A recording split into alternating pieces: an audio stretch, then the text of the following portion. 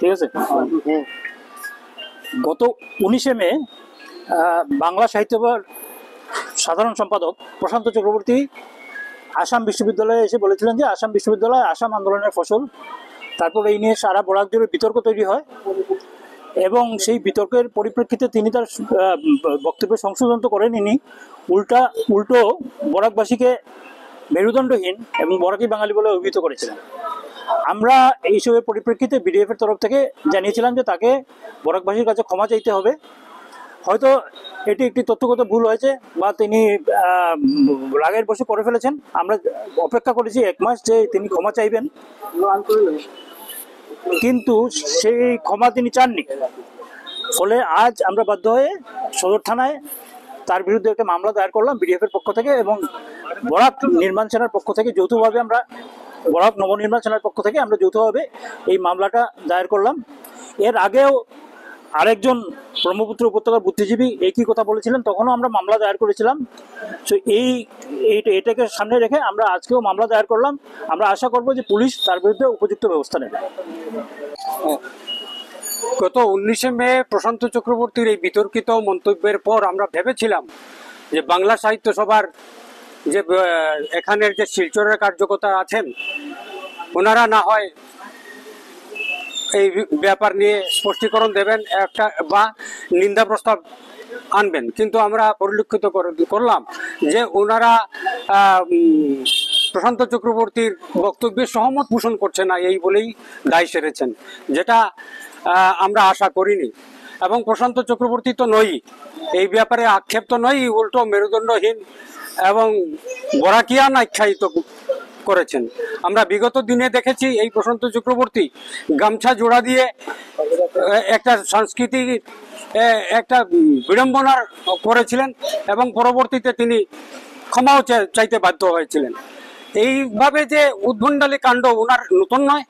আমরা এতদিন অপেক্ষা করেছিলাম যে উনি এই ব্যাপারে একটা সদর্থক ভূমিকা নেবেন এবং হয়তো মুখ ফিসলে বলে ফেলেছেন এই ধরনের কথা থেকে তিনি আক্ষেপ অন্তত পক্ষে প্রকাশ করবেন, কিন্তু আমরা এতদিন অপেক্ষা করার পর যখন দেখলাম যে কোনো সাড়া নেই, তখন আর কি করব, আমরা আইনের আশ্রয় নিতে বাধ্য হব।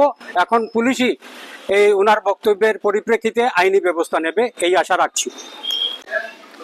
বিএনএস মানে বাঙালি নবনির্মাণ সেনা আর বিডিএফ যৌথভাবে আজকে আমার পূর্ব বক্তারা যে কথাগুলো বলেছেন যার বিষয়ে, উনি মনে করি একটা জাতিকে আঘাত করেছেন। এভাবে কোনো জাতিকেই উদ্দেশ্য করে এরকম মন্তব্য করা উচিত নয় আমার মনে হয়। তারপরও এমন দিন করেছেন যেদিন এই জাতির একটা আত্মসম্মানের একটা ভীষণ বড় দিন 19শে মে, যেটা আমরা পূর্বপুরুষ থেকে পালন করে আসছি, আজ অবধি পালন করে আসছি। যদিও এটার কোনো সুরাহা হয়নি সরকারের তরফ থেকে, কিন্তু আমরা প্রত্যেকবারই দাবি রেখেছি, আবেদন জানিয়েছি, অনুরোধ জানিয়েছি, এবারও সেরূপ করছি। কিন্তু ওই দিন এই মহাশয় যেভাবে আমাদের বরাকের অপমান করেছেন বরাকি বলে, আর বাঙালিদের মেরুদণ্ডহীন বলে একটা জাতিকে নিক্ষেপ করেছেন উনি উক্তি, এটা উচিত হয়নি আমার মতে। তাই আজকে আমরা যৌথভাবে বরাক ডেমোক্রেটিক আর বাঙালি নবনির্মাণ সেনা উনার বিরুদ্ধে আমরা অপেক্ষা করেছি অতদিন। যদি উনি নিজের থেকে স্লিপ অফ টাং, অনেকের অনেক সময় হয় মুখ থেকে ফিসলে যায় অনেক কথা, এতে যদি কেউ অ্যাপোলজি স্বীকার করে তখন সেটা ক্ষমাপ্রার্থী হয়ে যায়। কিন্তু আমরা অপেক্ষা করেছি যে উনি বিপরীত কিছু একটা বলবেন এইটার বিষয়ে, উনার ভুল হয়েছে বা একটা জাতিকে এরকম ভাবে উদ্দেশ্য করে বলা উচিত হয়নি। এটা বললেও আমরা হয়তো চুপ থাকতাম, কিন্তু আমরা অনেকদিন অপেক্ষা করেছি। আগেও এরকম অনেক কিছু আমরা পেয়েছি উপহার, যেগুলো আমাদের সহ্যের বাইরে। আজকে তাই আমরা যৌথভাবে আজকে আইনের শরণার্থী হয়ে দাবি থাকবে উনি এটার জন্য ক্ষমাপ্রার্থী হতে হবে।